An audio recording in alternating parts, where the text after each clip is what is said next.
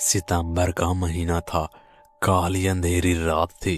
धीरे धीरे से हवा की ठंडी लहरें आ रही थी। आकाश में बिजली चमक रही थी। विनोद चाचा अपने घर से दूर अपने खेत में खटिया पर सोए हुए थे। उनका खेत गांव के तालाब के पास था। बारिश के कारण पूरा तालाब भर गया था और खेत में घास भी ज्यादा हो गई थी। उसके कारण अंधेरे में ये सब ज्यादा डरावना लग रहा था। उस तालाब के किनारे आम के 6-7 बड़े बड़े पेड़ थे।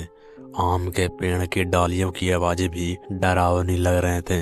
अचानक खेत में बंधी भैंसों ने चिल्लाना शुरू कर दिया। विनोद चाचा को पता ही नहीं चल रहा था कि आखिर ये भैंसें ऐसा क्यों कर रही है।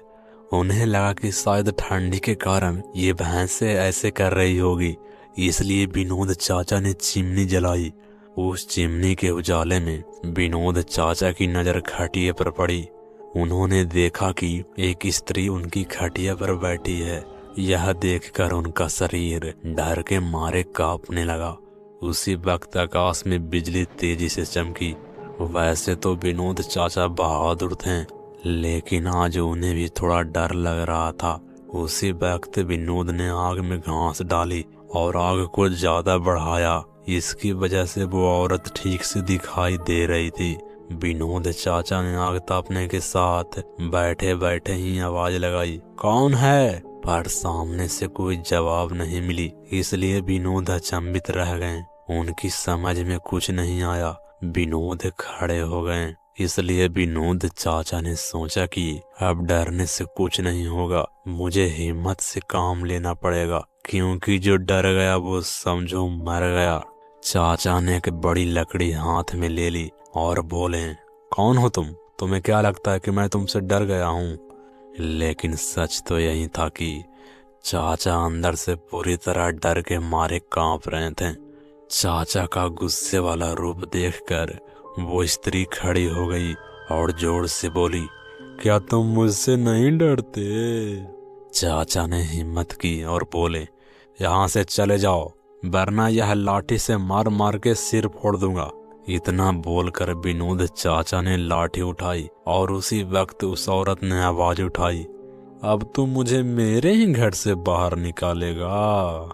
यहाँ पर तो मेरा बचपन गुजरा है, यह मेरा ही घर है, मैं यहाँ सालों से रह रही हूँ।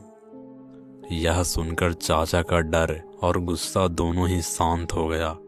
उन्हें लग रहा था कि मेरे सामने जो औरत खड़ी है उसे मैं जानता हूँ।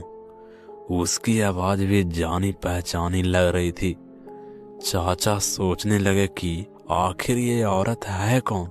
अगर मैं इस औरत को जानता हूँ तो आखिर यह इतनी भयानक और विकराल रूप में क्यों है? अचानक, अरे यह तो ज्योति है, मेरी बड़ी बहन। बचपन में मैं ज्योति साथ ही में खेत में चारा काटने का काम करते थे। अब विनोद चाचा की पूरी बात समझ में आ गई। यह ज्योति है। ये ज्योति की बचपन की बात है, जब ज्योति 14 साल की थी। इसी खेत में गांव के कुछ बच्चों के साथ खेल रही थी। दूसरे बच्चों की तरह ज्योति भी पेड़ पर चढ़ के एक डाल से दूसरे डाल पर छलांग लगा रही थी। अचानक जिस डाल पर ज्योति बैठी थी वह डाल टूट गई और ज्योति मुंह के बल नीचे गिर गई।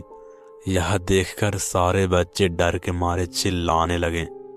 बच्चों की आवाज सुनकर बड़े लोग वहां पहुंचे और ज्योति को उठाकर अस्पताल ले गए, लेकिन तब तक काफी देर हो चुकी थी।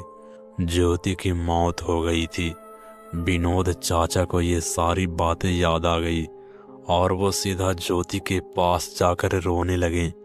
जब यह बात गांव वालों को पता चली तो सारे गांव वाले चौंक उठे थे। वास्तव में वह ज्योति ही थी। गांव के एक बुजुर्ग ने कहा कि जब ज्योति की मौत हुई थी तब वो एक बच्ची थी, इसीलिए उसे बालक समझ के उसे दफनाया गया था, लेकिन वास्तव में उसकी अंतिम संस्कार करने की जरूरत थी, इसलिए ज्योति की आत्मा आज तक भटक रही है। विनोद चाचा ने तुरंत ही ज्योति को जहां दफनाया गया था वहां से उसे निकालने की किसी में हिम्मत नहीं हो रही थी कि कोई उसके पास भी जा सके। उसी वक्त ज्योति की आत्मा ने गांव वाले के सामने आके कहा कि हाँ, आपकी बात सही है, मैं मर चुकी हूँ। आप लोगों को मुझसे डरने की जरूरत नहीं है।